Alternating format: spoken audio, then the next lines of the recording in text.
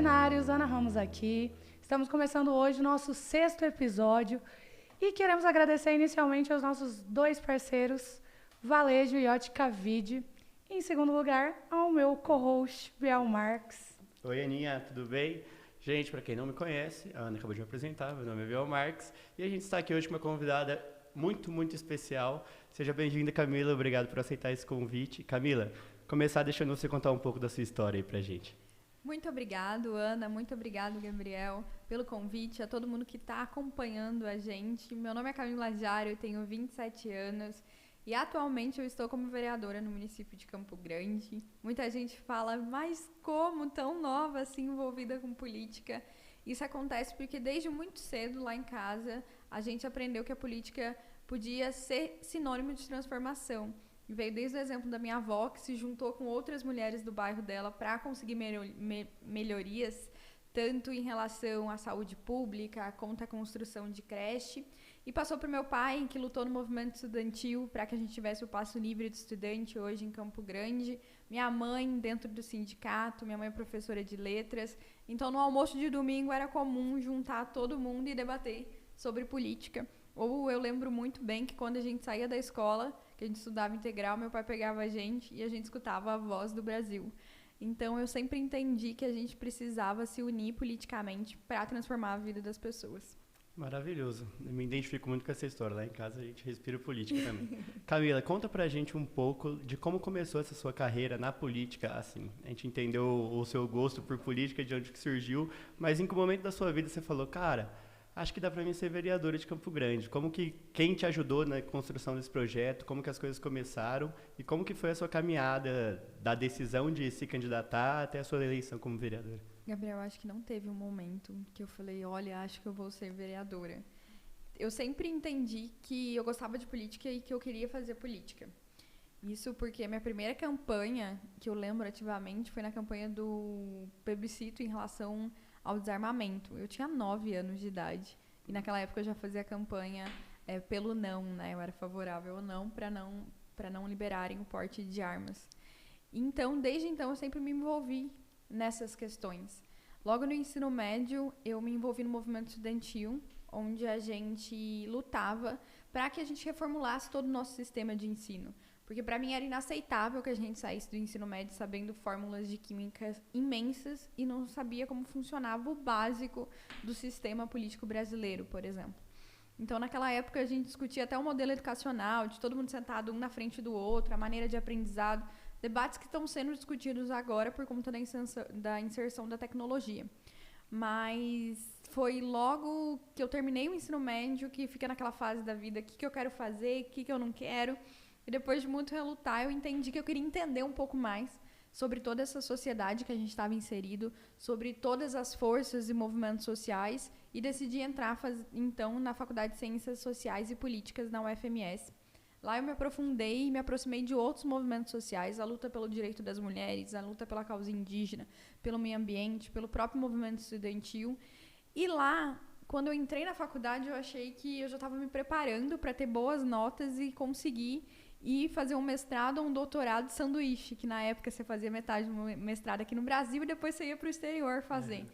Quando eu dei por mim, acabou o programa de mestrado de sanduíche, acabou as bolsas e os incentivos para ciências humanas no Brasil e chegou um belo dia que saiu uma reportagem que a nossa faculdade teria dinheiro para funcionar até março, porque por conta dos recursos que foram cortados, a gente não teria condições nem de pagar a conta de luz e de água em março. Então, quando eu entrei na faculdade, no ensino médio, eu estava discutindo o modelo educacional, eu me vi numa luta para manter a universidade pública aberta, para manter a conta de água e de luz em dia, porque tinha tido muito recurso, muito corte de recursos na educação nos últimos anos. E aí, então, eu me envolvi com outros alunos e a gente começou a discutir mais a fundo as questões que estavam afligindo o nosso país. E a gente pôde entender que os problemas que a gente estava enfrentando no Brasil eram estruturais. E se eles eram problemas estruturais, eles não iam ser debatidos e resolvidos com um passe de mágicas. A gente ia ter que mexer nas estruturas para conseguir mudar. E mais do que isso, se a gente quisesse causar transformação, não adiantaria a gente só ficar nos movimentos sociais, porque os nossos direitos estavam sendo retirados através da via institucional. E se era pela via institucional, a gente teria que, então, ocupar outros espaços de luta e lutar para que a gente não tivesse mais retrocesso em outras áreas. Então, a gente desenvolveu um plano para Campo Grande e o que a gente queria para a nossa cidade. O que a gente entendia que não poderia mais existir em Campo Grande se a gente quisesse ser uma cidade que respeitasse todas as pessoas, todas as existências e oferecesse oportunidades. E no meio do caminho, o pessoal que estava desenvolvendo esse plano comigo pediu para eu colocar meu nome à disposição. E óbvio que eu falei não. Porque o que uma mulher jovem, sem dinheiro, do campo progressista, porque eu sou de esquerda, ia fazer disputando a eleição de vereadora na capital, que é uma das eleições mais concorridas, porque a proporção, o número de candidatos é muito alto para o número pequeno de eleitores. E aí eles falaram, não, vamos embora, pelo menos a gente pauta o debate e mostra que quem tem gente que defende as nossas pautas aqui. E foi aí que eu aceitei o convite e a gente começou a fazer uma campanha muito voluntária, com muita gente ajudando, somando, dizendo, olha, eu não tenho dinheiro, mas eu posso ajudar com esse serviço. Ou eu não tenho dinheiro e nunca fiz campanha, mas eu quero pedir voto, você me ensina? E foi assim que a gente conseguiu ter 200 voluntários, 200 pessoas pedindo voto porque acreditavam que a gente pode fazer diferente, que a gente pode mudar essas estruturas e pautar uma nova maneira de fazer política. E foi aí que a gente conseguiu ter 3.470 votos e fomos a mulher mais votada do município de Campo Grande. Olha só, amei! Bom, Camila, só pelo seu sorriso, quando você falou eu, mulher progressista em Campo Grande, você já praticamente respondeu a pergunta que eu ia te fazer agora. Mas, enfim, você falou pra gente, antes da gente começar a gravar, que estudou no Dom Bosco, né, uma escola, assim, classe média, digamos, aqui de Campo Grande, né? E a gente sabe que Campo Grande, o Mato Grosso do Sul, em si é um estado mais de direita, digamos assim, né? E acho que o fato de você ter escolhido o PT foi um empecilho. Eu ia perguntar o porquê de você escolher o PT, mas já está claro pelo que você acabou de contar, né? Por todos os movimentos, todas as pautas que você carrega com você. Mas, assim, você sofreu algum tipo de... acredito que no seu meio não tanto, mas eu falo assim, mais na parte dos seus amigos, o seu convívio social ali, sofreu algum tipo de resistência? Teve algum motivo específico de você ter escolhido o PT? Porque eu acho que foi um ato corajoso, porque aqui em Campo Grande é difícil você ouvir a galera, ainda mais o pessoal que vive ali no nosso meio, falar bem do PT, né? E assim, você conseguiu uma quantidade expressiva de votos e ser uma mulher vereadora eleita pelo PT aqui em Campo Grande é, no mínimo, curioso. É muito curioso, tendo em vista a última eleição que teve antes da de vereador, de 2018, onde o Bolsonaro ganhou com 70% dos votos aqui. E por isso que assustava. Na verdade, quando ele ganhou, eu senti uma ameaça à minha vida e à minha existência, e à vida de muitos amigos e amigas, e à existência deles. Eu acho que isso movimentou a gente mais ainda a encarar esse desafio. Eu sou da galera dos direitos humanos, e eu sempre fui. Eu lembro que na aula de história, quando falavam sobre a chegada dos portugueses aqui, eu ficava com raiva dos portugueses pela maneira que eles trataram os indígenas. Então, eu sempre me identifiquei com essas causas e com as histórias que não eram contadas, que não era a história do vencedor.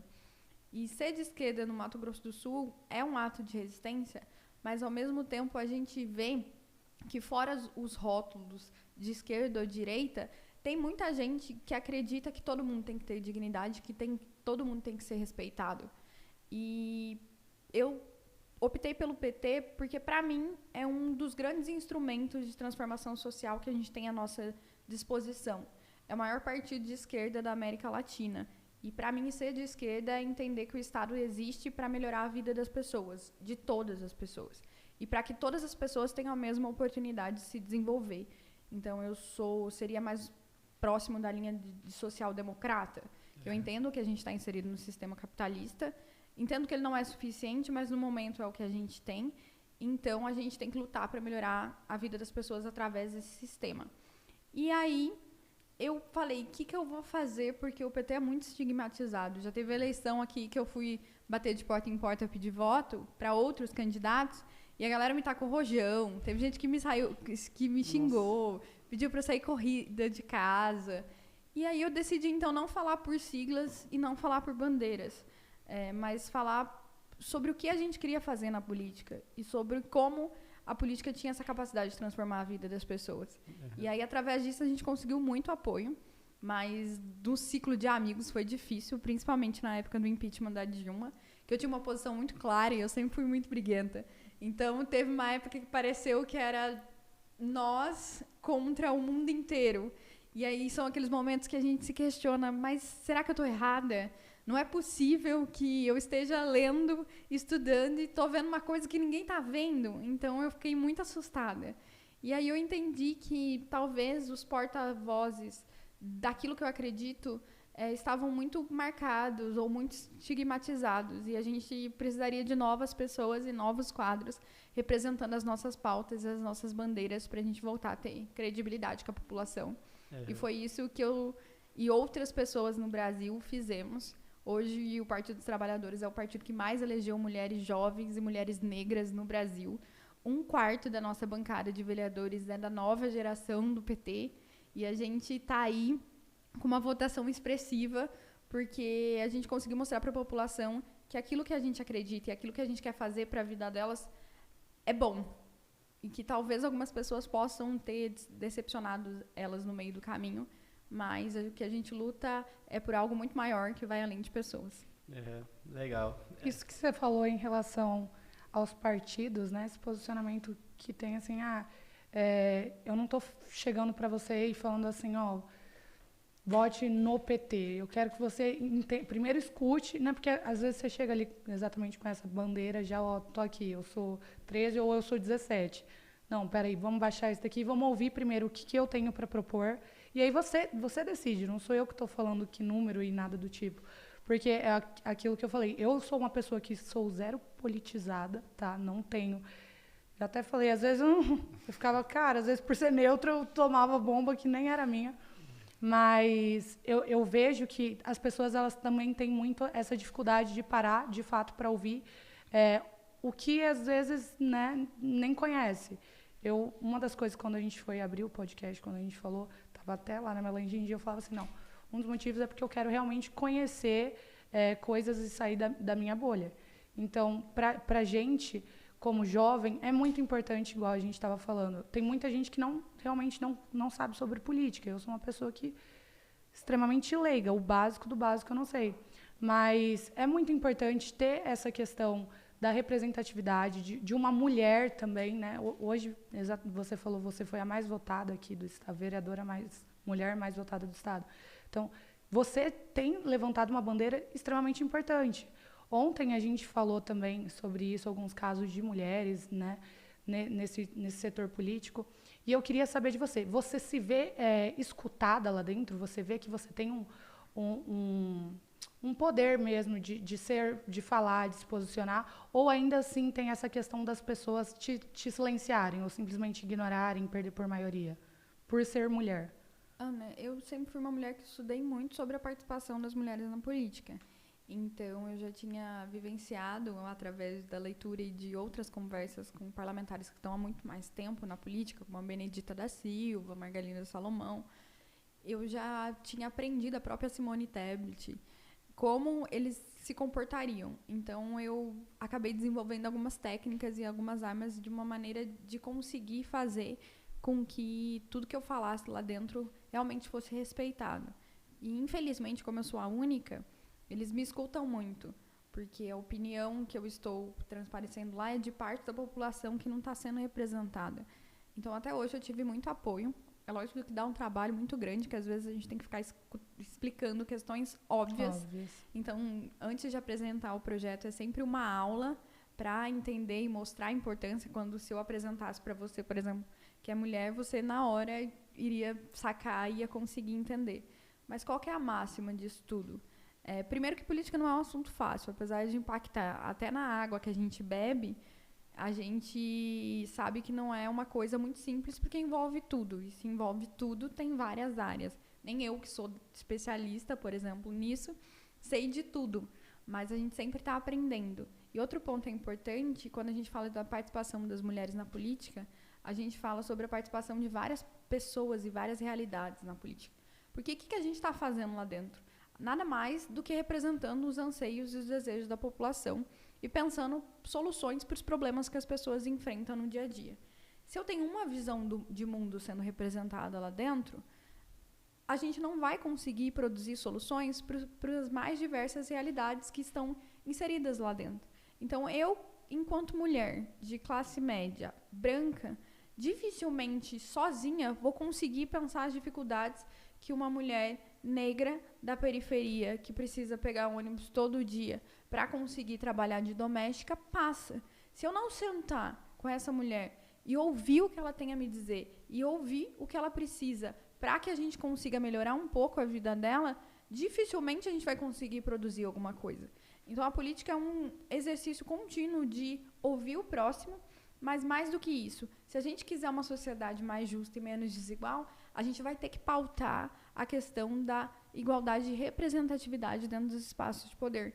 É inaceitável que o estado que tem a segunda maior população indígena do Brasil não tenha nenhum indígena ocupando esses espaços. É inaceitável que o estado do Mato Grosso do Sul, que tem 52% de mulheres, tenha só eu na Câmara de uma capital, ou tenha agora apenas a Mara na Assembleia Legislativa, sendo que quando acabou as eleições a gente não tinha nem ela. Ela sumiu porque um deputado veio a falecer. E quantas realidades a gente deixa de pautar? E quantas vidas a gente deixa de transformar porque a gente não tem riqueza de pensamento dentro desse espaço? Puxado. Mas é muito sobre isso. E você deu esse exemplo assim de dentro da Câmara dos Vereadores. Você hoje quer sair e se candidatar para... Você vai se candidatar para deputada federal. Eu estou como pré-candidata a deputada federal. Gente, eu sou péssima. Voltando, eu não sei o básico de política. Eu quero o básico, diferença do vereador para deputado federal e o porquê você escolheu sair disso para isso. Tá. O vereador, a leiga. O vereador é o político mais próximo da população. Então, a gente recebe demanda de tudo. Desde a árvore que está caindo galho na frente da sua casa, para a gente resolver esse problema, até pensar a estrutura da Previdência Municipal, que é um assunto complexo e que mexe com estrutura. Então, a gente está lá para fazer muita coisa e para representar muita coisa. Então, ele é o político o primeiro político que o cidadão recorre. O deputado federal, ele representa o interesse da população do Estado no Congresso Nacional. Em Brasília. Exato, em Brasília. E qual que é o grande X da questão? O nosso maior ente que controla tudo é o governo federal. Então, por exemplo, hoje a gente tem 41 favelas em Campo Grande. Ou seja, nós temos 41 comunidades de pessoas que vivem em barracos. E é barraco de lona mesmo, não é tipo moradia precária. É barraco de lona.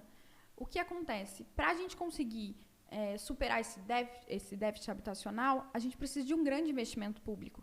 Só que o município tem duas fontes de arrecadação, que é o principais, né? Que é o IPTU e o ISS. Essas fontes de arrecadações geram, no total, um recurso de 4 bilhões que a gente tem para sustentar todas as áreas. Saúde, educação, assistência social, tudo que você pensar, desde cuidar de cortar a grama até cuidar das pessoas que precisam de atendimento na UTI. O que acontece? O município não tem aporte financeiro para conseguir desenvolver de maneira urgente e rápida o problema do déficit habitacional do município de Campo Grande, que é um problema que acontece em Três Lagoas, que é um problema que acontece em Dourados, que é um problema que acontece em várias cidades do Mato Grosso do Sul. Quem teria condições de criar um programa geral para desenvolver e para resolver esse problema? Brasília, porque é onde vai a maior parte dos nossos impostos e é o ente que tem mais dinheiro e consegue formular políticas públicas com capacidade e na velocidade necessária para sanar esses problemas. E isso vai acontecendo com várias áreas. Por exemplo, hoje a gente tem mais de 7 mil crianças que não têm acesso à creche. Isso gera um problema social imenso, porque você vai nessas comunidades, a mãe tem 3 filhos, e aí 3 filhos pequenos. E ela não tem onde deixar esses 3 filhos pequenos, e a maioria delas são mães solos. E elas ficam dependendo de programa social, porque ela não tem como ir trabalhar, porque se ela for trabalhar, não vai ter onde deixar esses filhos. Creche. A gente tem 12 obras de EMEIs paradas, que são as creches. Esse recurso para a construção dessas EMEIs veio de um programa chamado Criança Feliz, do governo federal. Esse programa foi suspenso nos últimos anos e essas obras estão paradas e abandonadas. Inclusive, ontem, teve uma mulher que foi estuprada em uma desses prédios porque não tinha segurança suficiente e esse prédio também não está atendendo ao que ele foi pensado, que é atender as crianças para conseguir desenvolver a educação necessária na idade certa. Esse programa foi extinto por Brasília. Então, grande parte dos desafios que a gente enfrenta no município tem causas maiores e profundas que estão, por exemplo, lá em Brasília. E eu estou cansada de ver os parlamentares lá votando, principalmente do nosso estado, votando para retirar esses direitos ou não reclamando o fato de que esses programas acabaram. Então, eu não quero que Mato Grosso do Sul tenha uma visão de mundo, uma visão dizendo que está tudo bem e que a gente não está enfrentando esses problemas no dia a dia. Eu preciso que no meu estado alguém tenha coragem de denunciar esses absurdos que estão acontecendo.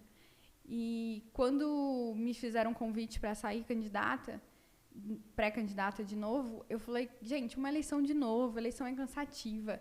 E como a gente é um mandato muito de minoria, a gente tem que fazer campanhas constantes para conseguir aprovar nossos projetos de lei. Falei, o que eu vou fazer? E aí um dia eu estava discutindo com uma pessoa numa audiência pública, que a gente devia discutir todo mundo normal, e uma pessoa veio para cima, e eu falei, cara, se eu não tiver coragem para sair candidata, esse cara vai ter. E não é esse tipo de representação que eu quero lá. Eu quero alguém que fale por essas mães que estão sem creches, eu quero alguém que fale para elas mulheres que estão morrendo aqui, eu quero alguém que fale por essas pessoas que estão sem moradia. E se ninguém falar por nós, e se eu me silenciar, ninguém mais vai falar. Então, por ter necessidade de ter essa representatividade dentro do Congresso Nacional, é que a gente está encarando mais esse desafio. Camila, eu queria fazer uma pergunta para você. Antes da gente subir para o Congresso Nacional, vamos falar um pouco aqui da sua área de atuação municipal. Você pode dar um resumo para o pessoal que está ouvindo a gente aqui de como anda as pautas aqui na Câmara Municipal? Quais são os principais projetos que estão sendo votados? Tem algum de sua autoria? Eu acompanhei no seu Instagram que você tem um projeto de renda básica, que chama, né? Isso. Se você puder contar um pouco mais sobre ele para a gente também. Se tem alguma coisa nesses 2 anos de mandatos que você percebeu na Câmara, alguma dificuldade no sentido de aprovar pautas relevantes? Porque a gente tem esse costume de acompanhar muito mais as pautas dos congressos, né, do Congresso, do que da Câmara Municipal, até porque é o que a gente vê nos jornais e tal, e a gente às vezes acaba deixando passar o que realmente é importante. Igual você falou, o vereador é a pessoa que está mais perto da sociedade, né? Então é muito mais fácil a gente cobrar. Eu sou super a favor de aumentar a autonomia dos municípios, dos estados, porque eu acho que é muito mais fácil da pessoa gerir como prefeito ou como governador, e também muito mais fácil da população cobrar um vereador, um deputado estadual, do que ficar lá batendo em Brasília, lá cobrando do presidente, né? Alguma coisa que deveria ser municipal, né? Umas coisas básicas, assim. Enfim, formulando a minha pergunta. O que você acha de importante hoje para a Câmara Municipal? Quais os caminhos para a gente caminhar para uma Campo Grande melhor, para uma Campo Grande mais igualitária, mais desenvolvida? E quais são os empecilhos, na sua visão de 2 anos como vereadora? 15 em 1 essa pergunta. Volta agora e puxa o Eu sou uma máquina de fazer 25 perguntas ao mesmo tempo. Eu não consigo. Primeiro, estou presidente da Comissão de Direitos Humanos, então você imagina, direitos humanos é tudo. Desde questão indígena à questão da moradia. Pega um monte de coisa. Inclusive, nem era uma pauta que a gente tinha colocado como prioritária quando a gente pensou a campanha, mas a gente acabou mergulhando nessa pauta por conta da necessidade da população. Uhum. Nós tínhamos 31 propostas quando a gente iniciou o mandato, e é lógico que umas foram surgindo de necessidade em relação à outra, mas a gente, com um ano de mandato, a gente já tinha cumprido mais da metade. Agora a gente vai fazer o levantamento e o balanço no final de mês de julho. Provavelmente a gente já vai ter cumprido todas as nossas propostas de campanha e projetos que a gente queria para Campo Grande. A gente lutou muito ano passado para que a gente tivesse o programa de renda básica universal e cidadã. Para quem não sabe, o renda básica previa um auxílio de R$300 para as famílias em situação de vulnerabilidade, para que a gente pudesse garantir para essas famílias dignidade. Então, para que essas pessoas soubessem que o mínimo necessário para se alimentar, elas teriam, e a partir daí, elas conseguissem buscar novos caminhos para a vida dela. atualmente não existe no município de Campo Grande nenhum programa de transferência de renda fixa que visa atender as famílias que não estão inseridas nem no programa do governo do estado, nem no programa federal. E por isso a gente sentiu essa necessidade. Quando a gente apresentou, tinha 32 mil famílias nessa situação. No último levantamento, passou para 41 mil famílias, e é muita gente. Você imagina colocar 41 mil famílias na sua frente. Deve dar um mar de gente, lota qualquer lugar que a gente pensar. Então, é um absurdo ter tudo isso de pessoas sem um mínimo de assistência. Então, a gente apresentou o projeto, a gente conseguiu colocar na lei orçamentária. Então, hoje, Campo Grande tem um recurso disponível para conseguir fazer isso. Ainda não foi executado, mas a nossa parte, enquanto vereança, a gente fez, que é o de colocar na legislação e tornar legal isso. Infelizmente, a gente não conseguiu executar ainda. A gente teve também um projeto de dignidade menstrual, que foi o projeto que previa conceder absorventes para as meninas e mulheres que não têm condições de comprar esse item de higiene básica, e muita gente parava de estudar porque ficava com vergonha pelo fato de não ter absorvente. É uma questão extremamente séria, que eu não sei como a gente não tinha parado para pensar e falar, tem alguma coisa muito errada, porque tem mulheres que estão tendo suas atividades diárias interrompidas porque não têm acesso a um absorvente. Esse projeto vai começar a ser executado agora em julho. A gente aprovou, ele foi sancionado. A gente conseguiu também 4,5 milhões em conjunto com a bancada federal, com a senadora Soraya, com o senador Nelsinho, com o deputado federal Vander Lobé, para interligar as ciclovias de Campo Grande, porque muita gente largou de andar de carro ou de moto pela violência do trânsito de Campo Grande e não tem recurso. Então tem muitos trabalhadores usando a bicicleta não só para lazer, mas para se deslocar de um lugar para o outro. E tinha um problema muito sério em Campo Grande, que as ciclovias não eram interligadas. Tipo, começava um pedaço e ficava um pedaço sem. E agora já vão começar as obras. Aconteceu muito acidente, né, com ciclista. Exatamente. Por causa desse motivo. E aí a gente conseguiu agora o dinheiro. Vão começar a interligar essas ciclovias. A gente conseguiu também o projeto de empregabilidade trans, que as empresas que recebem algum tipo de incentivo fiscal no município de Campo Grande têm que oferecer oportunidade de emprego para mulheres negras, pessoas com deficiência, pessoas indígenas, pessoas trans, para que essas pessoas consigam inserção no mercado de trabalho, porque a gente sabe que não é tão fácil para elas conseguirem. A gente também conseguiu aprovar na lei do microcrédito uma emenda que garante que parte desse recurso, que é um crédito pequeno, até R$5 mil, para as pessoas conseguirem iniciar seu negócio. A gente conseguiu aprovar também os recortes para garantir que as mulheres negras tenham acesso a esse microcrédito. E a gente foi o mandato que mais aprovou emendas nas leis orçamentárias, em conjunto com o vereador Ayrton. Só na LDO desse ano, que é a Lei de Diretrizes Orçamentárias, que guia como vai ser o orçamento, a gente aprovou 60 emendas, entre elas a construção do hospital municipal, a construção da casa de parto, a ampliação da rede de atendimento de saúde. A saúde é um grande problema aqui no município de Campo Grande e a gente não tem um centro de diagnóstico de imagem. Então, é comum as pessoas chegarem com denúncias e com um comprovante de que estão esperando para fazer um ultrassom há mais de 6 meses, uma ressonância magnética há mais de 1 ano e meio. Quando vai fazer, já aconteceu o caso de ligar para marcar e a pessoa já ter ido embora e partido para outro lugar. Isso é muito sério. Então, a gente conseguiu aprovar a construção e estruturação de um centro de diagnóstico de imagem em Campo Grande e a gente se comprometeu a ir buscar recursos em Brasília para tornar isso viável. Agora, na parte de legislação e de lei, a gente já conseguiu garantir muita coisa. A gente precisa de predisposição do executivo para fazer, porque não é possível que esteja tudo bem a gente sair de 0 para 41 favelas em 10 anos e todo mundo achar isso normal. Não é possível a gente não ter um programa de transferência de renda no município de Campo Grande e as pessoas acharem isso normal. Não é possível a gente não ter uma revisão do contrato do consórcio Guaicurus, onde as pessoas demoram 2h30 para se deslocar e todo mundo achar isso normal. E aí a gente pede audiência pública, debate sobre isso, e aí na prática o executivo não faz nada. Brinca de faz de conta e acha que o meu tempo e o tempo dos meus colegas é brincadeira.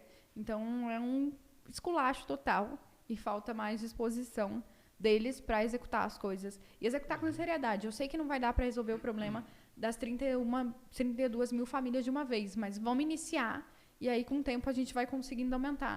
Eu sei que não vai dar para a gente resolver o problema do transporte público de uma vez, mas vamos colocar pelo menos ônibus para os trabalhadores que saem do shopping às 11 horas e não tem como voltar para casa porque não existe ônibus que leva eles depois desse horário. Vamos pensar nessas pessoas e aí com o tempo a gente vai conseguindo melhorar, mas não tem essa predisposição. Nossa, um livro de propostas aprovadas, muito bom. Entre as várias propostas que você mencionou aí, uma me chamou a atenção, que é sobre o consórcio Guaicurus. Estou lendo aqui algumas perguntas que o pessoal mandou, e o pessoal estava falando queria saber se aqui na Câmara tem essa polarização que a gente vê muito aí, né, no Congresso Nacional e tal, em outras esferas de políticos. E, assim, eu já vi não sei se ele é vereador ainda, o Vinícius Siqueira, ele batia muito nessa questão. Ele não é mais. Não, né? Nessa questão do consórcio Guaicurus, eu imagino que seja uma pauta que não tenha muita bandeira, né? Uma coisa mais necessária para Campo Grande, né? Você sente isso lá na Câmara Municipal? Existe essa rivalidade entre ideais, ou você acha que aqui no âmbito municipal é mais tranquilo, o pessoal mesmo vota, você, por exemplo, vota mais no que, às vezes, um colega de outro partido, de outro espectro político, apresenta uma proposta, você vota se você concorda, tem essa questão de votar com um partido, apesar de você ser a única vereadora do PT, né? Não, eu tenho um colega de bancada, o vereador Ayrton. Legal, não sabia, achei que era só você. Mas, enfim, você sente que tem essa dificuldade aqui nessas questões de isso é importante para Campo Grande, então vamos votar junto, ou assim, não, isso aqui não foi a minha coligação que propôs, então eu não quero. E essa questão do consórcio Guaicurus, se você puder, enfim, vamos primeiro na parte da polarização, depois a gente fala do consórcio Guaicurus. Tá. Então, tem alguns temas que polarizam, sim, mas aí são muitos temas que eu falo de caráter moral, né? Que depende da moral de cada um. Ainda bem que eu tenho uma bancada e uma legislatura que tem muita consciência social. É lógico que existe muita pressão do Executivo Municipal para vários projetos não avançarem lá dentro. Então, a polarização que fica mais é a galera que defende o Executivo e a galera que seria a galera de oposição, a galera que cobra um pouco mais. Então, essa polarização existe lá dentro. Mas sempre há uma predisposição deles de votar favoráveis a todas essas questões que avançam. Quando não acontece, é porque o Executivo barra. E aí dá atrito. Mas é só nessa questão. Não é muito bolsonarista versus petistas. Até porque a gente tenta desviar dessas pautas morais. Porque a moral é de cada um, né? É subjetiva. Cada um faz o que quiser da vida. Sim. Eu sou desse nível, assim. E as questões mais práticas do dia a dia, a gente consegue dialogar bem e consegue avançar bastante. Bom saber. Assim, você falou de LDO, eu ia até pedir para você dar uma explicação breve sobre isso, mas você já falou sobre a questão. Imaginei que a Ana ia querer. Enfim, explica um pouco para a gente sobre a Lei de Diretriz Orçamentária, como funciona, quando que ela é votada, como que funciona a aprovação aqui em Campo Grande. Tudo que a prefeitura quiser fazer no município de Campo Grande, eles têm que colocar num projeto de lei. Ou, inicialmente, num projeto de lei, dizendo onde eles pretendem gastar os 4 bilhões de arrecadação do município. Não é assim, tipo, eu vou gastar da maneira que eu quero. Então, eles colocam dizendo a diretriz, onde eles pretendem gastar agora. Fechou agora em maio, final de maio. Então, eles mandam um documento, a gente faz emenda, eles falam, a gente quer gastar aqui, aqui, aqui. É uma das únicas maneiras que o vereador tem de mexer no orçamento público. Depois que ele fecha, a gente não tem a oportunidade de remanejar recursos, só cabe ao executivo. Então, eles mandam dizendo, eu quero investir em comprar 50 ônibus novos, dando um exemplo. A gente fala, não, em vez de comprar 50 ônibus, a gente acha que esse recurso tem que ir para comprar aparelho de ultrassom. E aí vai fazendo emenda e aí fica a peça orçamentária, a diretriz. No final do ano, através dessa lei de diretrizes orçamentárias, a gente faz a LOA, que é uma peça muito grande, extremamente complicada, que diz onde a prefeitura vai gastar cada dinheiro. Eu vou mandar 1 bilhão para a saúde. Desse 1 bilhão, eu vou contratar 42 leitos no Pênfico, 52 na Santa Casa ao custo de R$250 cada um. Dando um exemplo, é lógico que um leite de UTI custa bem mais caro, tá, gente? E aí a gente vai estudar para ver se aquilo está condigente com a realidade e vai aprovar ou não essa lei. E nessa lei eu posso dizer, por exemplo, como eu fiz com renda básica, que Campo Grande não está investindo nada em assistência social, em programa de transferência de renda. Então eu quero criar um programa de transferência de renda e eu quero destinar 32 milhões para ele, dando um exemplo. E aí assim que a gente vai trabalhando.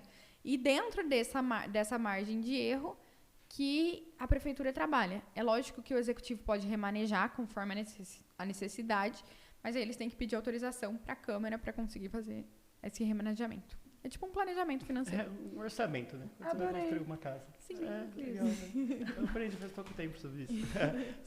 A LDO é anual também? A LOA é anual, né? A LOA e a LDO é anual. Anuais. O PPA, que é o Plano Plurianual, é de 4 em 4 anos. Então, ele foi votado no começo da legislatura passada e aí a Prefeitura e a Câmara teve que sinalizar durante os 4 anos de mandato o que ela quer investir, quais programas ela vai criar. Mas ela está fechada e ela foi aprovada no ano passado. Certo, legal. E agora, começar aqui de leve com assuntos polêmicos.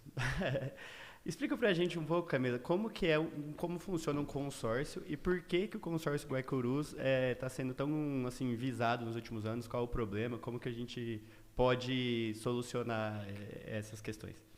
Primeiro, é importante pontuar, para não parecer que a gente está querendo ser injusto com ninguém, que o problema de transporte público no Brasil é um problema crônico e é um problema que está sendo enfrentado por vários municípios. Por quê? Porque durante muito tempo, isso vem desde o JK, a gente priorizou o meio rodoviário de transporte. Então, tanto um dos principais meios que a gente escoa a nossa produção e que a gente se desloca pelo país é através das rodovias. Então, um dos principais meios de transporte que foi cultivado na nossa sociedade foi o carro. Acontece que esse meio é extremamente nocivo, tanto à saúde mental das pessoas quanto ao meio ambiente, e a gente tem que repensar como a gente vai se relacionar com esse meio de transporte, que é o veículo individual.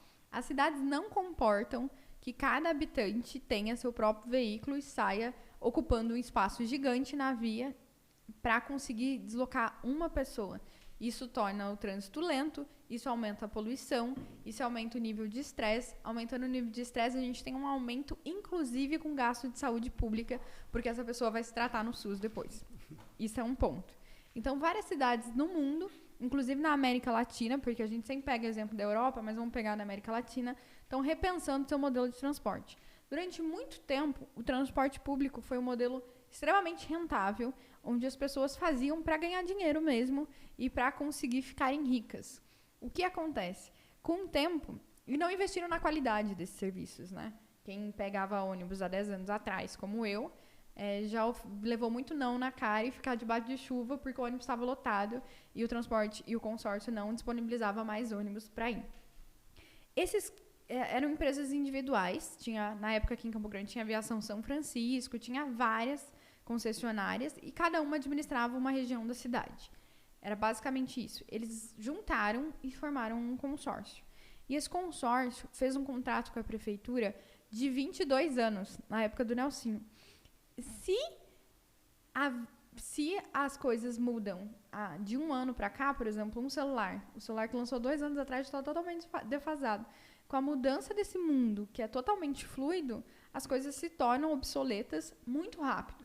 E nesses 22 anos surgiu outros meios de transportes, os aplicativos, por exemplo, que por muito tempo conseguiram se sustentar extremamente baratos e fizeram com que a população que andasse de ônibus diminuísse. Tiveram créditos por parte do governo federal, de maneira equivocada da minha parte, inclusive nos governos do PT, que eu considero para aquisição de veículos próprios e para aquisição de motos, por exemplo, e diminuir o número de passageiros. Diminuir o número de passageiros, diminuir o número de lucro, porque a modalidade que foi estabelecido o contrato é por número de passageiros. Então, o lucro do consórcio Guaicurus é baseado no número de passageiros e não o número de quilômetros rodados ou o número de linhas que se atende. Então, por aí só a gente já tem um problema muito grande. E qual que é o outro problema? O outro problema é que se a gente não tiver um investimento maior para pensar outros meios de transporte para além do ônibus, a gente fica refém de uma coisa só. Isso nunca aconteceu. Então, a gente sempre entendeu o transporte público como algo, vamos entregar para uma empresa privada. Para a empresa privada, só interessa aquilo que dá lucro. Se não dá lucro, ela vai começar a diminuir a qualidade de serviço para aumentar o lucro dela. E é o que está acontecendo. Então, nos últimos anos, houve corte de linha, houve diminuição no número de funcionários, de motoristas. Antes tinha um cobrador para ajudar o motorista, agora não tem mais. Tudo para conseguir equilibrar as contas. E a gente sempre entendeu o transporte público como algo privado, não como um direito constitucional que as pessoas têm que ter de garantias de ir e vir e que merece um investimento, assim como a saúde, assim como a educação, assim como outros meios de locomoção.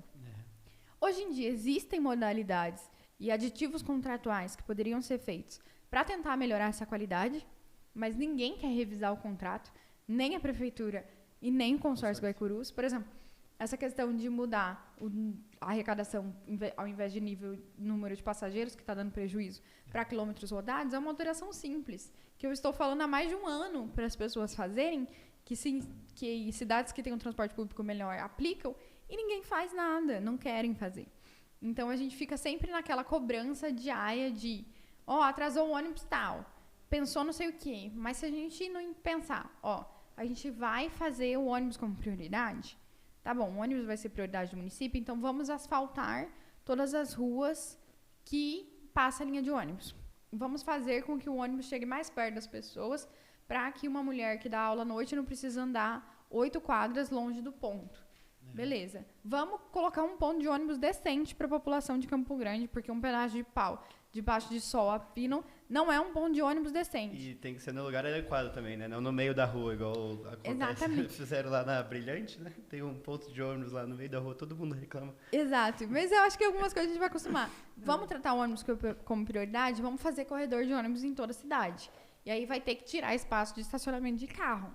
Vai ter que fazer isso, porque dois corpos não ocupam o mesmo lugar no espaço. É física básica. Então, para o ônibus rodar mais rápido, a gente vai ter que fazer isso.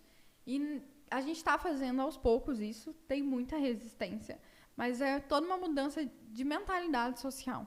Por exemplo, eu tive aula sobre esse tema com o cara que coordena transporte público em São Paulo. E apesar de ser um caos, é a maior metrópole do país. E eles conseguem atingir maior número de pessoas, seja pelo número de linhas, disponibilidade de transporte público. E aí, ele falou assim, uma vez a gente tinha que fechar uma rua em São Paulo, porque ia ajudar o desenvolvimento do transporte. Os comerciantes ficaram muito bravos, porque ia fechar a rua, que era um absurdo, como que vai fechar a rua, as pessoas não vão vir de carro, não vão parar, não sei o quê, não sei o quê, não sei o quê. E já tinha algumas ruas em outras localidades de São Paulo que eram fechadas. E aí o secretário teve que ir lá, estava sendo escorraçado, e falou assim, vamos fazer um exercício? Eu vou levar vocês na rua tal. Vocês conversam com os comerciantes de lá. Se eles falarem que piorou a vida deles, se eles falarem que prejudicou o comércio, a gente não faz. E se eles falarem outra coisa, vocês repensam. Os caras foram donos de si conversar com com os comerciantes da rua que era fechada, que era só para pedestre. E aí eles ficaram surpreendidos que na rua onde fecharam, as pessoas transitavam mais, com menos pressa, paravam, observavam e compravam mais. Olha, mais ou menos o que tentaram fazer na 14, não? É mais ou menos o que tentaram fazer na 14 e não conseguiram por conta da pressão. E aí eles conseguiram convencer a galera daquela rua que precisava ser fechada de que era melhor. E hoje em dia está todo mundo satisfeito e todo mundo feliz com a rua. Então, é um trabalho grande mudar a mentalidade de locomoção. Mas é uma coisa que a gente tem que ser tratada como prioridade. Por exemplo, pensar essa questão da bicicleta. É um dos exercícios para desafogar o transporte público urbano, desafogar as vias e conseguir trazer uma maior qualidade de vida para a população. É uma das alternativas que pode ser pensadas. Aqui já se debateu VLT, já se debateu várias coisas. Tem que sentar e ver no que a gente pode investir. Essa pode me interromper a qualquer momento, né? Que você sabe Eu tô que tendo uma aula. eu ativo Eu o juro, modo você aqui... tá vendo que eu não é que eu tô desligando, eu tô prestando atenção real. Eu ativo o modo entrevistador aqui, a Ana fica só... Mas enfim. Manda bala. Ana, se quiser perguntar qualquer coisa, Eu pode tô perguntar. eu tô até com a mãozinha assim, ó, tá parecendo que eu tô numa aula do Ben-Hur. Juro, gente, eu mas tinha que ter nessa prestado. aula, pelo menos, você veio, né? Se eu venho. Eu gostava só de 2 matérias na faculdade. A gente faz 3 episódios falando sobre a inadimplência em aulas na faculdade da Ana Ramos. Jamais. Mas aí eu acho engraçado isso, Camila, que uma vez um amigo meu que morava em São Paulo, acho que na época do Haddad até, ele tava colocando ciclovia na cidade inteira, né? E aí ele falou, o Haddad não é prefeito para São Paulo, tem que ser prefeito em Paris, porque em São Paulo a ciclovia não funciona. Todo mundo falava isso. E é engraçado que a gente... conversando, assim, aprofundando o assunto, ver como é que essas coisas funcionam fáceis, né? Eu imagino que o transporte público deve funcionar como uma escada, né? Porque a partir do momento que o transporte público, aqui em Campo Grande exclusivamente, os ônibus, né? Funcionam melhor, menos pessoas vão andar de Uber. E aí elas vão andar de ônibus. Então, menos carro na rua. E mais fluidez no trânsito. Exato. Aí é bom para todo mundo. E aí, às vezes, o cara que... porque tem muita procura no Uber porque o transporte público é ruim. Tendo menos procura no Uber, o preço cai. Então, mais gente deixa de ter carro para andar de Uber. E assim, vai... É um sistema que se realimenta. É uma escadinha que vai sendo bom para todo mundo, né? Porque... ainda mais, Mas nesses momentos, você citou o caso do Haddad. A gente tem que perguntar se a gente está criando política de governo ou política de Estado. O Haddad fez uma opção muito clara na gestão dele, que ele criou política de Estado. Lógico que tem todo o contexto de que o PT estava sendo odiado, mas o Haddad, por fazer ciclovia, por optar por transporte público, por fazer uma série de mudanças na mentalidade de São Paulo, ele aprovou o Estatuto das Cidades e o Plano Diretor de São Paulo é referência hoje em dia, que foi desenvolvido na época do Haddad, é referência em Paris. Não o contrário, não Paris é referência para São Paulo, mas São Paulo é uma das referências no Plano Diretor por uma série de instrumentos de gestão urbana que ele aplicou. Por exemplo, lá, se você ocupa mais, 1 por 1, você tem 1 metro de terreno, você pode usar 1 metro. Se você quiser usar 1 metro para baixo, 1 metro para cima, você já tem que compensar a sociedade, porque a gente vai ter que preparar as ruas em volta para não conseguir dar um dano. Então, esse é um dos instrumentos de gestão de lá. E acontece que o Haddad colocou a reeleição dele em xeque por conta dessas medidas. Ele encarou e falou, não, é isso que eu quero fazer mesmo. Lá tem um instrumento muito legal. Que, por exemplo, você mora numa casa e o bairro não tem saneamento básico, não tem asfalto, não tem nada. A prefeitura vai lá, faz asfalto, faz saneamento básico e seu imóvel que custava 100 mil, está custando 300 mil. Então, desses 300 mil que ele ganhou, então ele ganhou 200 mil, 50 mil tem que voltar para o cofre público para ele conseguir investir. Quando você for vender o imóvel, lógico, ninguém vai cobrar 50 mil seu. Quando você for fazer uma transação imobiliária, você tem que dar para a prefeitura para que a prefeitura consiga reaplicar esse dinheiro e conseguir levar asfalto e saneamento para outro terreno. Então, ele optou por isso, ele optou por fazer uma política de Estado, mesmo que isso custasse a reeleição dele. E aí todo mundo falava, o Haddad tem que ser prefeito de Paris. Mas ontem eu estava até escutando o Roda Viva dele, ele falou assim, eu posso ter errado, eu posso ter feito certo. Custou minha reeleição, custou. Mas eu tenho uma pergunta para fazer. Já passaram-se 3, né, agora, né? Porque o Bruno Covas, infelizmente, foi embora. Mas já passaram 3 gestores em São Paulo depois que o Haddad saiu. E até hoje ninguém desfez o que ele fez. E por que ninguém desfez? Porque tá dando super certo. E aí você anda, principalmente nos bairros mais nobres lá em São Paulo, eu nunca peguei uma ciclovia vazia. Sempre tem gente andando na ciclovia para baixo e para cima. E provavelmente era quem tava criticando, né? Exatamente. Provavelmente era quem tava criticando. Ai, cara. Bom, vamos lá. Vamos subir. Você tá vendo que eu tô quieta, mas não é, eu tô tranquila, empenhada, né? eu tô empenhada a Vai aprender. dar certo, vai sair daqui pronta para se candidatar. Sim, eu tô No lugar pensando da Camila. A gente seriamente. precisa de mais mulheres na política. Camila, vamos Ai, conversar Camila, depois. Vamos subir o tom, Camila. Vamos sair aqui um pouco da área de Campo Grande, falar um pouco de Congresso Nacional agora, de Brasil. O que você pensa, assim... Historicamente, o Mato Grosso do Sul tem a tendência a eleger um deputado federal do PT, né? Há muitos anos já o Wander é eleito por aqui. Vocês acham que com mais gente vocês conseguiram representar mais as causas sociais, as causas de esquerda? Vocês são alinhados nessa situação para trazer assim, o que for interessante para o partido aqui, para Campo Grande, para o estado de Mato Grosso do Sul. E, enfim, vamos começar por aí. Primeiro, é importante salientar uma coisa. A gente sempre teve 2 representantes no Congresso Nacional. Na última eleição ficou só o Vander, acredito pelo momento que a gente estava vivendo. Mas desses representantes, a gente nunca teve uma mulher jovem do campo progressista representando o estado do Mato Grosso do Sul, nem na Assembleia Legislativa e nem no Congresso Nacional. Por aí começa. Eu e o Vander, a gente conseguiu desenvolver muitas parcerias nesse ano de mandato. Eu tinha ideias, aí eu chegava para a prefeitura e falava, olha, eu tô com essa ideia. E eles olhavam para minha cara, cadê o dinheiro? Aí eu, Vander, me ajuda, por favor. E ele sempre foi muito parceiro disso. Só que, infelizmente, uma pessoa lá, ele e o Dagoberto, no caso, que são 2, 2 pessoas não dão conta. 2 pessoas contra 6 pessoas, para quem não sabe, hoje a gente tem 8 parlamentares, deputados federais.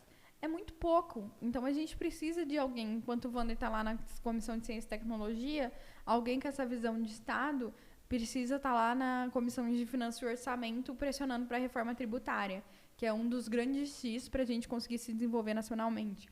Outra pessoa precisa estar na Comissão de Educação. Então, um representante, com certeza, não vai dar conta de todas essas demandas e todos esses anseios que a população tem. Então, a gente precisa de alguém que dê a cara a tapa para pautar todos esses assuntos que a gente precisa que sejam pautados. Sim, legal. Eu acho que Campo Grande precisa mesmo de renovação política. A gente tem muita gente velha aqui, assim, e sempre ter cara nova assim, em todas as áreas, independente da ideologia, eu acho importante. Quem você acha que em Campo Grande que pode acompanhar você dessa geração jovem, assim, tanto para ser vereador, para ser deputado estadual, deputado federal? Tem outras mulheres que são possíveis candidatas, que estão com você na caminhada aí, que você acha que podem ajudar a fazer essa diferença? Gabriel e Ana, quando a gente fala de renovação política, a gente não precisa falar só de uma questão geracional, porque eu conheço pessoas que são bem mais velhas e têm uma mentalidade, assim, anos-luz na frente, e o Suplicy é uma grande pessoa e um grande cara que, por exemplo, seria um exemplo de pessoa que, mesmo estando na política há muito tempo, e mesmo sendo uma pessoa mais velha, é alguém que tem ideias novas o tempo inteiro. Tem muita gente boa que só precisa de uma oportunidade para conseguir trabalhar um pouquinho, para conseguir transformar tudo isso que a gente vive, tornar Campo Grande, Mato Grosso do Sul, estado menos desigual. Eu espero que essas pessoas, algumas estão como pré-candidatas, outras ainda não entendem como podem transformar, mas nosso pré-candidato ao Senado é um exemplo disso. É o Thiago Botelho, professor de Dourados. É uma pessoa jovem, uma pessoa nova na política, que já tem muito envolvimento com as lutas e com as causas sociais e que agora está com uma proposta muito bacana para o Senado Federal. Então, acho que é uma pessoa que a gente pode pesquisar e saber mais. Para candidaturas a deputadas estaduais, a gente tem muita mulher de luta, muita mulher representativa. A gente tem a Val Eloy, por exemplo, que é uma indígena que está saindo candidata agora para representar as mulheres indígenas, que a gente consiga ter essa voz na Assembleia. A gente tem a Eugênia, a gente tem a Bartô, a gente tem a Gleice Jane de Dourados. Tem muita gente, galera. Tá anotando os nomes, Cauê, pra gente chamar? Vai fazendo uma listinha. Eu tô interessada agora em política. Lista pra votar já, que ele gosta. Tem muita gente e muita gente que quer ter oportunidade de trabalhar para a população. E é literalmente isso, trabalhar para a população, porque o nosso papel é papel de servir, né? De servir o outro, né? A gente nada mais é do que um servidor público. Você falou que quando você começou, você começou na política justamente porque você queria melhorar ali o sistema educacional, incluir algumas práticas também em relação à política, educação financeira, política, etc. Saiu do papel ali? Hoje em dia você tem alguma coisa, algum projeto voltado a isso, essas causas mais de ensinar pessoas leigas, né? Pessoal com 20 e poucos anos que não entendem muito sobre política e coisas do tipo. Então, a gente desenvolveu 2 maneiras de fazer isso. Ou a gente pode fazer isso por uma reforma no sistema educacional, que seria o mais indicado, porque não adianta mudar só a mentalidade da galera de Campo Grande e Mato Grosso do Sul, tem que mudar do Brasil inteiro. Então, a gente já foi inserindo alguns temas dentro do calendário escolar, só que a gente depende da predisposição da Secretaria de Educação para executar. Então, algumas questões a gente já colocou para ser debatidas como matéria complementar. Esperamos que dê certo e que saia do papel. mas a gente está desenvolvendo um mandato muito pedagógico, de ensinar a democracia do básico. Assim, por exemplo, nós temos 300 mil de emendas para destinar para projetos da área de saúde e de assistência social. E o que a gente fez para escolher quais projetos seriam atendidos? Porque tem muita gente nesses projetos que dão a alma e a vida para lutar, para conseguir melhorar a vida da população de Campo Grande. A gente fez um edital público. Então, a população entrou no nosso Instagram e definiu para onde iam esses recursos. Então, isso é uma maneira de tornar a democracia mais participativa e mostrar que, olha, cada vereador tem 300 mil de emenda, ajude a gente a escolher para qual instituição vai. E todo o nosso processo de apresentação de projetos é uma maneira pedagógica de ensinar. Então, por exemplo, todo mundo, os 200 voluntários que fizeram campanha, coitado deles, eles não têm paz nem agora. A gente liga para eles a todo momento, a gente apresentou o projeto de renda básica. Gente, a gente apresentou o projeto de renda básica, mas o que eu tenho certeza de voto é o meu e do Ayrton, só, que é o meu colega de bancada. A gente precisa convencer outros vereadores. Conversa com a sua prima, conversa com a sua amiga, fala que tem esse projeto, para que, por exemplo, a pessoa que trabalha na sua casa saiba dele, converse com outra pessoa. Então, a gente sempre, aqui está o que a gente quer fazer, o panfleto. A gente ia para a rua panfletar sobre o renda básica, para explicar desse projeto de lei. E tudo isso é um exercício de cidadania. É mostrar que as pessoas precisam se envolver.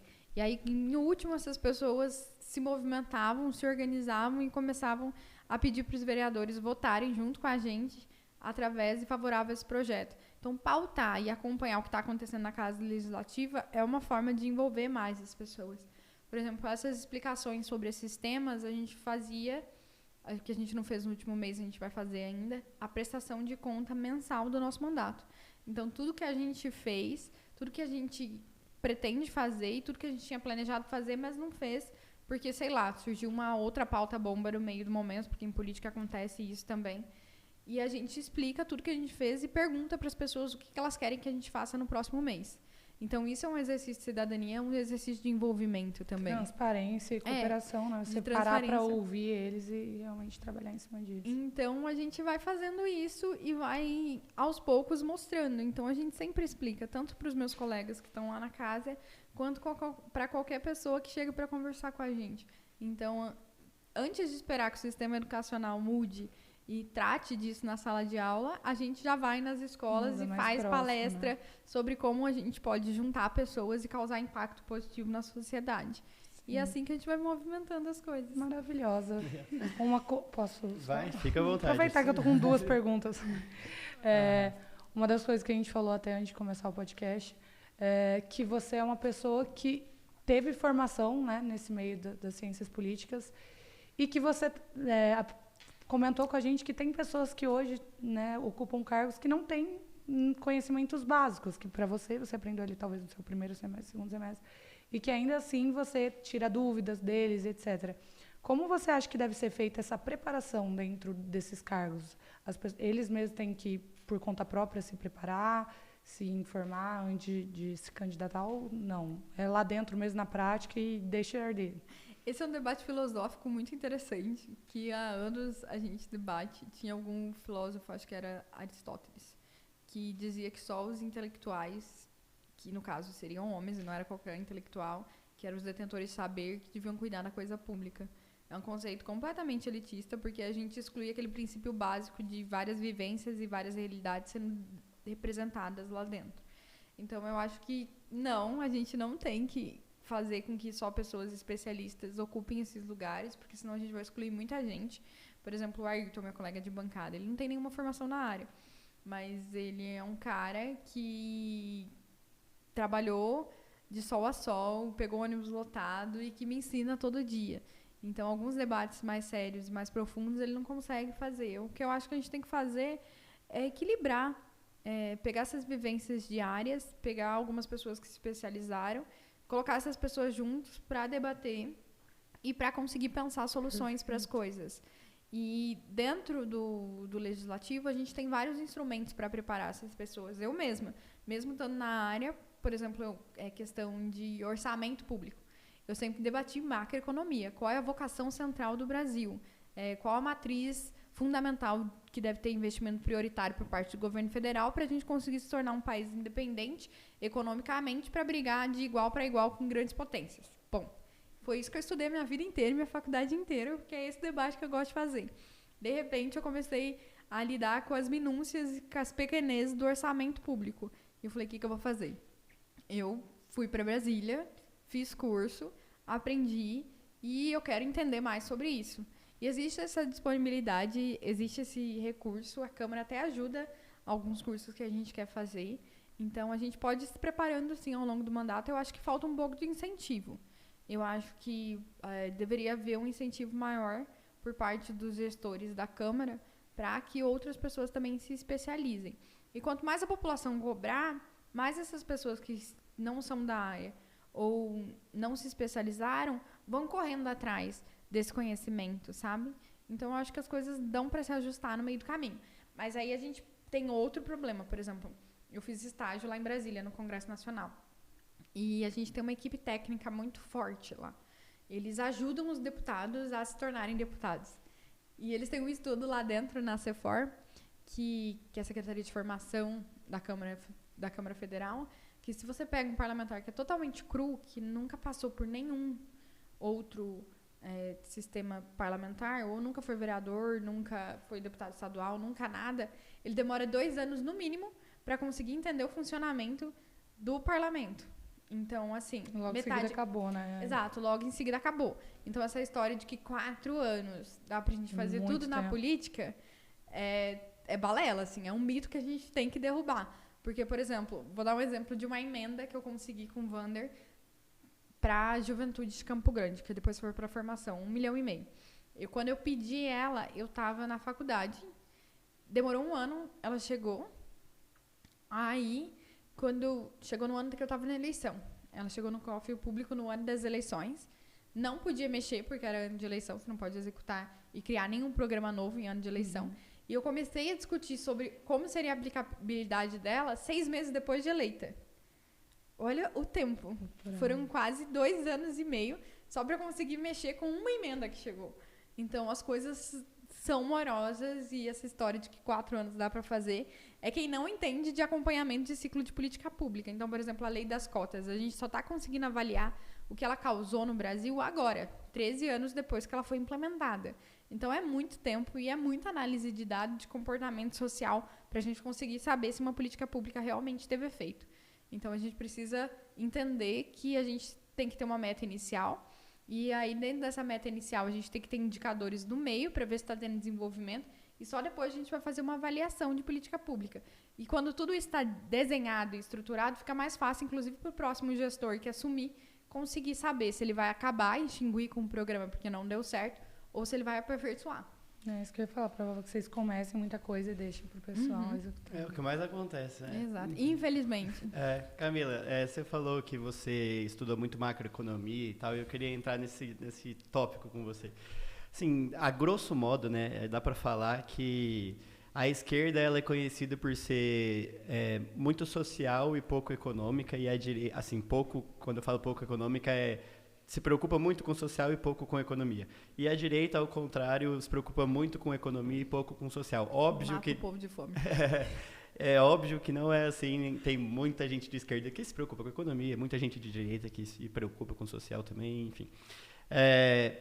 Você, no Congresso, como você, assim, um amigo meu mandou até aqui um impostômetro, diz que a gente arrecadou 1,3 trilhões em impostos em 2022. Como que a gente pode fazer o... É que eu era um cara que era de esquerda, me considerava mais de esquerda, e ao longo da minha... sei lá, adultez, como eu fui crescendo, assim, eu fui começando a sentir o peso do Estado em algumas coisas para mim, assim, né? Claro, eu tenho meus privilégios e tal, mas, assim, você acredita que o Estado já arrecada o suficiente?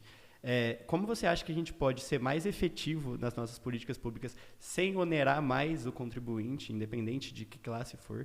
E como que a gente pode, você principalmente, se eleito como deputado, como vereador, principalmente como deputado falando agora, ajudar nesse papel? Você acha que além das partes sociais e toda essa parte das suas bandeiras, das suas lutas, Você tem interesse em partir para essa parte de redução de gastos da máquina pública, redução de privilégios?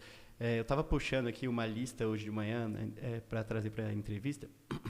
Eu vi que os 10 deputados que mais gastaram na Câmara, eles são assim completamente aleatórios. Tem do PT, tem do PSDB, tem do PDT, tem MDB, PL, PL, todos os P possível. Então, assim, não é uma questão de ideologia, uma questão de partido político. É só um descaso mesmo com o dinheiro. Os 10 que mais gastaram, cada um gastou mais de 500 mil reais. 500 mil? 500 mil. Mais de 500 mil reais. 500 mil reais. E, assim, como que a gente pode reduzir esses gastos? Você, como parlamentar, consegue lutar, levantar essa bandeira e fazer mais com menos? O problema, primeiro, a gente gasta o que o teto da Câmara estabelece. Mas eu vou dizer que eu acabo sendo injusta com parte dos meus funcionários, por exemplo. Porque eu trabalho mais de 14 horas diária e sempre tem que ter alguém me acompanhando. E eles não ganham super salários para fazer isso, Sim. Muito pelo contrário. Então, eu acabo fazendo com que eles trabalhem demais e, proporcionalmente, pela lei, eles não conseguem receber o tanto que eles mereciam receber pelo tanto de trabalho que eles desenvolvem. É lógico que tem pessoas lá que não trabalham, isso é um problema, mas a gente tem que se pautar, eu acho que em exemplos de como é o funcionamento normal que eu apresento, eu acredito que é o caso do nosso gabinete. O problema do Brasil é que para você comprar uma moto, você paga imposto e paga uma carga tributária pesadíssima, e para você comprar uma lancha, você não paga nada de imposto. Para você comprar um jatinho, você não paga nada de imposto. Então, o problema é que o imposto cai de maneira igual para uma pessoa que ganha 10 mil reais, a porcentagem de arrecadação do imposto de renda, é o mesmo para uma pessoa que ganha 100 mil reais mensais, proporcionalmente. E aí que está o erro. Ele pesa, mas pesa mais para quem tem uma... menos. Exato, para quem tem menos. Então, a distorção começa por aí. Se a gente comparar os estados que mais conseguiram equilibrar a conta na balança em relação a gastos públicos com desenvolvimento social, a gente acaba falando dos países sociais democratas, não tem como a gente fugir disso, e a gente cai nos exemplos clássicos de Dinamarca, Noruega, que conseguiram equalizar melhor essa balança e tem os índices de desenvolvimentos humanos mais altos do mundo.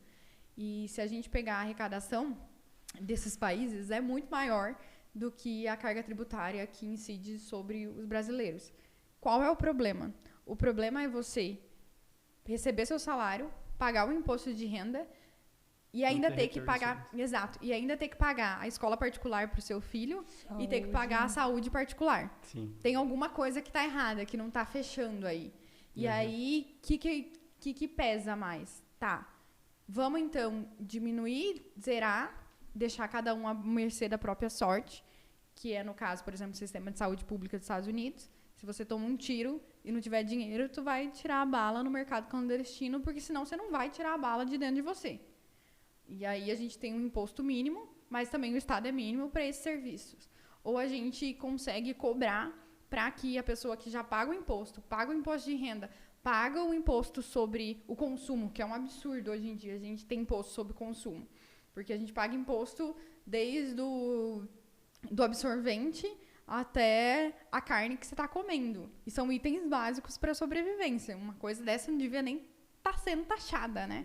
Para começar a história. Ou a gente vai cobrar para que todo mundo tenha acesso a uma educação pública de qualidade, a uma saúde pública de qualidade, para que a gente consiga oferecer o mesmo para toda a população. A gente vive um estado hoje que metade da população vive em insegurança alimentar. E onde, por exemplo, em Campo Grande, a realidade de Campo Grande, 20% da população só ganha acima de 6 mil reais. O resto ganha abaixo de 6 mil reais. Essa pessoa provavelmente não teria condições de pagar uma escola particular de qualidade, de pagar a gasolina do carro, de pagar... Exatamente, de pagar a gasolina do carro, de pagar um sistema público de saúde, um plano de saúde e ainda ter condições de ter o seu direito ao lazer. Então, essa é a realidade do Brasil. O que a gente tem é que, por exemplo, bancos não pagam imposto sobre lucros e dividendos e a galera que compra um pedaço de carne ou um absorvente paga imposto. Então, antes da gente discutir a nossa questão tributária, a gente não vai conseguir colocar na balança e fazer uma conta justa sobre tudo isso que está posto. Então, é lógico que a gente tem que reduzir gastos em algumas áreas do setor público, mas a gente tem que saber que essa redução não vai prejudicar o atendimento ao cidadão. Por exemplo, o Zema chegou no... É um exemplo clássico esse. O Zema chegou no governo de Minas Gerais, vou diminuir o tamanho do Estado. Extinguir secretaria tal, extinguir. O que ele fez? Extinguiu a Secretaria do Meio Ambiente. Uma semana depois, Mariana, a cidade inteira sobre uma lama, e quem ia ter, onde estavam os técnicos para conseguir fazer um diagnóstico da região e a recuperação para que a cidade volte a funcionar? Não tinha. 2 semanas depois, ele teve que reestruturar a secretaria de novo, porque o estado de Minas Gerais estava num completo caos. E aí, o que a gente faz? A gente vai reduzir ao ponto de prejudicar o atendimento à população? Não. Então, tem que ter um equilíbrio nisso tudo. A gente tem que pensar em como a gente vai fazer para lidar com esse orçamento. Por exemplo, o que a gente arrecada? Metade disso vai para a dívida pública. Metade do dinheiro que a gente arrecada anualmente vai para a dívida pública. Parte dessa dívida, a gente está pagando dívida que foi adquirida no governo JK ainda. E até hoje a gente não fez uma auditoria pública da dívida para saber o que é justo e o que não é. E outra coisa, nessa dívida, os bancos e os nossos credores podem aumentar os juros o quanto quiserem, na velocidade que quiserem. Então, não existe um contrato. Controle. Exato, um controle inicial. Olha, eu adquiri isso e eu vou pagar, sei lá, 5% ao ano. Não, se eles quiserem acordar hoje e falar, não, agora é 20% ao ano, eles podem fazer isso. Isso é um absurdo e ninguém... A gente abaixa a cabeça, né? Exato, a gente abaixa a cabeça e ninguém fala sobre isso. Então, existe uma má gestão do recurso público. As pessoas não conseguem fazer teste de política pública para aplicar o dinheiro, e tem muito dinheiro que é perdido e que vai para o ralo com isso. Isso é um absurdo. Por exemplo, a gente tem várias obras aqui em Campo Grande que acontece isso, e não dá para a gente brincar com esse tipo de coisa, mas também existe uma inversão da pirâmide de arrecadação financeira no Brasil. Sim. Não é possível que alguém que ganhe 10 mil reais pague a mesma contribuição que alguém que ganhe 100 mil reais. Sim. Já começa tudo errado. A gente vive um problema grave nessa questão de isenção, tanto de grandes empresas, que foi um problema que quebrou a Ford aqui no Brasil, por exemplo, né? De bancos e etc, etc. Eu não me lembro o dado agora, mas se a gente pegar proporcionalmente o tanto que a gente investe em programa social e o quanto a gente dá de isenção fiscal para empresas que não precisariam de isenção fiscal, porque prejudica até o livre mercado, é absurdo, é quase 70 vezes mais. Eu não me lembro esse dado, que eu estudei isso já tem uns 3 anos, mas um absurdo. Eu já vi pesquisa sobre isso também, e chega a ser estressante. Eu fico até nervoso de falar essas coisas. Mas, enfim, você mencionou o Zema, eu já estava aqui, eu falei, olha lá, não fala mal do Zema, que eu gosto do Zema. Não, tô brincando. Tem muita coisa boa que ele está fazendo lá, mas isso foi um exemplo de coisas que a gente tem que refletir. Vai reduzir o Estado, mas vai reduzir até onde? Exato. Eu acho que a gente tem que encontrar esse meio termo, exatamente nesses 2 aspectos que você falou. A gente ter um Estado financeiramente saudável, um Estado que ajuda quem mais precisa, né? Que é exatamente o oposto do que acontece hoje, né? A gente tem um Estado que gasta muito dinheiro e não ajuda quem realmente precisa, né? Por N fatores, que se a gente for entrar para discutir aqui agora, a gente vai passar o dia inteiro falando. Mas uma das coisas que eu gosto no Partido Novo, por exemplo, que é o partido do Zema, é que eles têm políticas que eu acredito que sejam políticas palpáveis. A gente estava conversando aqui antes sobre essa questão de que você demora 2 anos para entender como é que é o parlamento, aí você demora mais 2 anos e meio para conseguir apresentar uma emenda e etc, etc. E aí, por exemplo, eu vejo os mandatários do Novo, independente da esfera.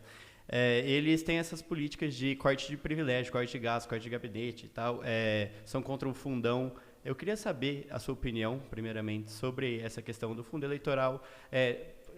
Você mencionou, a gente gasta no teto da... 30 mil. o teto aqui da câmera, né? Aí eu Tem tava vendo... outras câmeras que funcionam de maneira diferente. Por exemplo, tem câmera que manda 1 milhão pro gabinete e aí você administra como você quer durante todo o ano. Aham. Aqui a gente não tem a verba de gabinete. Mensal ali. É. Aham, entendi. E aí, por exemplo, eu tava pesquisando e eu vi que a cota parlamentar para um deputado federal no Brasil é R$500 mil. Que, nesses casos, esses 10 que eu mencionei mais cedo, são pessoas que extrapolaram o teto. Então, assim, apesar de 30 mil, acho que é um valor justo para você gerir um gabinete aqui em Campo Grande. Depende, por exemplo, se eu for pegar um técnico, eu fiz processo seletivo, né? E eu fiz processo seletivo pro Brasil inteiro. Aham. E aí eu tava competindo com, sei lá, com ONGs internacionais que prestam assessoria pra ONU. Aham. E aí a gente fez processo seletivo porque a gente queria Pra pegar as montar seu pessoas... gabinete. Pra montar parte do sim. gabinete. Aham. E aí a gente queria pegar pessoas especialistas e fodas em cada área para que a gente conseguisse desenvolver políticas públicas fodas. E aí a gente distribuiu a verba de gabinete. Sobrou nada. Puta, Camila. Mas, cara, é difícil aí, pô. Porque você quer fazer um trabalho bem feito. Aí você quebra meus E aí, argumentos, tipo, pô. eu consegui uma pessoa muito boa, mas assim... O Leandro? Ele é maravilhoso. Mas assim, eu consegui uma pessoa muito boa. Porque ele topou ir pro serviço público, porque ele nunca tinha trabalhado no serviço público, ele queria trabalhar com isso. Mas o que ele estaria ganhando se ele estivesse no mercado financeiro seria muito mais do que ele ganha. Comprou seria a quase o ideia dobro. mesmo, né? Porque ele comprou a ideia do projeto. Seria quase o dobro do que se ele estivesse no gabinete. E aí vai complicando. A mesma coisa, por exemplo, o Everson que cuida do meu marketing. Se ele tivesse no mercado financeiro, ele ia estar ganhando mais do que se ele estivesse ganhando no serviço público.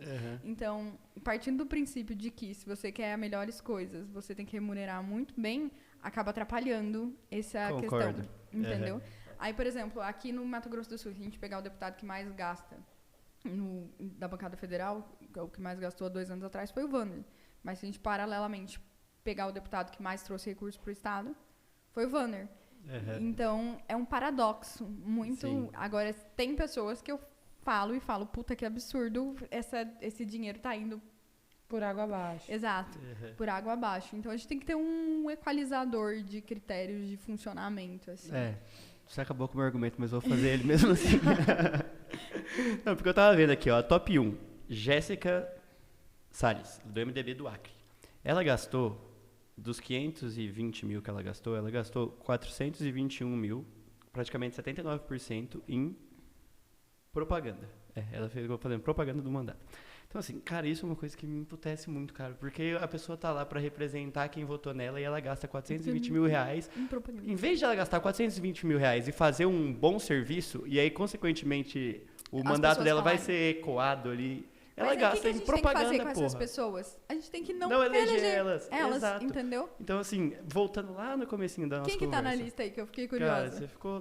Tem um cara do PT aqui só. Léo de Brito, do Acre também. É que, pelo que eu entendi, são todos do Norte e do Nordeste. Que eles usam a desculpa de como a passagem é mais cara para eles se deslocarem até Brasília, eles têm mais esses gastos. Só que aí, na hora que vai... fazer a filtragem ali do extrato, Leite condensado. Aí tem aqui, ó, Mara Rocha, Jesus Sérgio, Flaviano Melo, Eduardo Bismarck, Sheridan Oliveira, Silas Câmara, Wellington Roberto, Wilson Santiago. Nunca ouvi falar de nenhum, provavelmente só estão lá para ficar gastando dinheiro dos outros mesmo. E pode ser.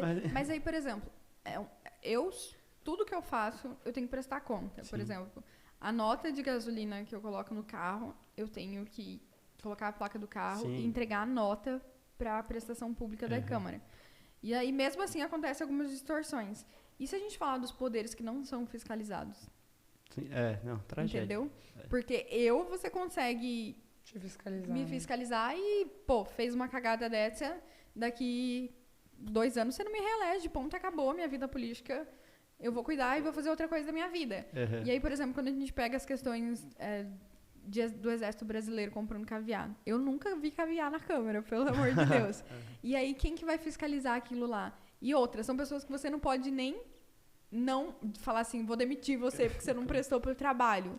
Então, a gente também tem que olhar para essas distorções e pensar o que a gente vai fazer e como que a gente pode maximizar a função do Estado e melhorar o atendimento à população. É possível? É possível. Esses dias, por exemplo, tinha alguém, provavelmente daqueles grupos de direita, que estava fiscalizando gasto com carro de gabinete. E assim, na minha equipe, Eu acho que 1 ou 2 pessoas têm carro só. A galera veio da faculdade, a galera estava iniciando a vida agora. Então, as pessoas não têm carro. E se a gente não tiver um carro do gabinete, a gente vai demorar 4 horas para chegar num bairro para conseguir atender a demanda da população, porque a gente tem que estar a todo momento nos bairros e nas ruas e não sei o quê. Então, a gente tem um carro. E aí, ele começou a comparar o preço dos carros dos outros vereadores e eu acho que ele descobriu que a gente era o que pagava mais barato no aluguel do carro, porque tem prestação de conta, enfim. E aí ele falou, o que você tá fazendo? Eu falei, nada, a gente pesquisou o preço, viu quem oferecia algo que desse pra gente se deslocar e contratou. Então tem que ter essas responsabilidades. Sim. Tem que ter essa preocupação. E essa preocupação que eu acho que falta e por isso que gera essas distorções aí. Sim. Eu acho que assim, o que eu tava falando, rebobinando lá pro começo da nossa conversa, independente de partido político e tal, eu acho que pessoas com boas intenções, elas têm tudo para fazer um bom governo, independente de qualquer coisa. E quando a gente vê boas intenções, a gente consegue encontrar pontos comuns. Por exemplo, a ideia de processo seletivo. Foi uma coisa que o Novo inventou. Eu ia falar isso. Que a gente achou que era importante colocar. A ideia de orçamento participativo, que é uma coisa que o Zema está usando no governo dele, de perguntar para as pessoas para onde que elas acham que tem que ir o investimento. Foi uma coisa que foi aplicada no governo do PT. Então dá pra gente cavucar e ver o que tem de melhor nos lados. Tem que parar de briga e começar a dialogar, né? Exatamente. Eu acho que principalmente o legislativo que você falou matou a pau. A gente tem que ter representante de todos os tipos, de todas as classes, do rico, do pobre, do preto, do branco, de todo mundo que está lá. Enfim, né? Para melhorar a vida de alguém. Falei preto é errado, né? Um negro, perdão. Pode falar preto? Pode falar. Que a Ana Ramos, quando ela olha pra mim, eu sempre acho que eu fiz alguma coisa errada. Eu nem notei, tô achando bonito seu discurso, que lindo. Porque uma vez eu tô conversando com o deputado, ele falou pra mim, falou assim, cara, Biel, se você parar pra imaginar, no Congresso tem representante de tudo, tem representante de bicheiro, de não sei o quê, de banqueiro, traficante, lá, loucura. Só voltando a deixar ele com mais cara de povo. Enfim, acho que a gente saiu bastante. Eu tenho bastante dúvidas que assim a gente vai ter que conversar depois para não ficar... Se quiser perguntar mais alguma coisa, pode perguntar. Não, tô brincando, Camila, foi assim maravilhoso. Para mim, eu até falei pro Biel quando a gente começou, a gente ainda vamos colocar a Camila e alguém.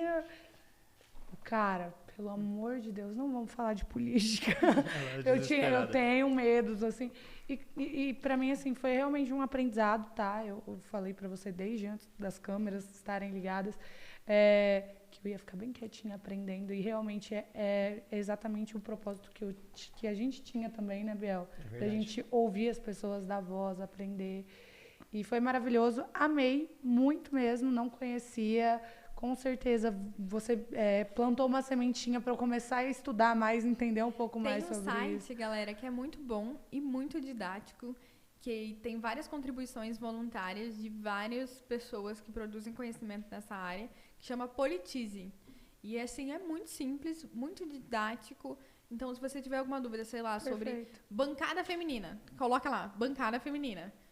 Orçamento público vai ter e é um site super acessível, chama Politize, então quem quiser saber mais é só colocar lá. Siga a Camila no Instagram. Qual que é o seu Instagram, Camila? Fala aí, @CamilaJareMS. Se tiver alguma dica, uma dúvida ou alguma pergunta ou sugestão, é só mandar pra gente. Maravilhosa, fada acessível, essa é a fada. Fada acessível. A fada acessível é isso.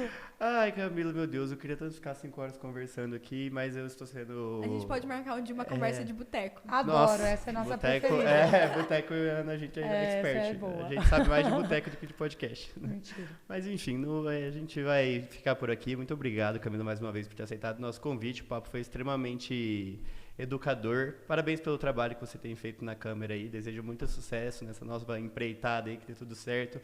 E é isso, né, Ana? Isso aí, conta com a gente. Sinta-se sempre bem-vinda para voltar. Daí você traz as atualizações pra gente de como está sendo em Brasília, que a próxima vez que você voltar, você já vai estar apresentada. Recebo. Ai, que tudo recebo. Então tá, gente. Muito obrigada, pessoal que ficou ligado aqui. Muito obrigada, Ana, Gabriel, pelo convite, pelo trabalho que vocês estão fazendo. Falar sobre todos os temas é importante. E qualquer coisa que precisarem, eu estou à disposição. Obrigado, Camila. Gente, mais uma vez, queria agradecer a vocês pela audiência, aos nossos patrocinadores maravilhosos, né, Ana? Varejo Utilidades, Ótica Vide, Gabriel Crispim. Eu vou te cobrar todos os episódios a partir do passado, porque é o segundo esse já. Se você não trouxer os seus óculos aqui, a gente vai brigar, cara. A gente vai se desentender. Obrigado, gente. Um beijo pra todo mundo. Tchau, gente. Até a próxima. Valeu.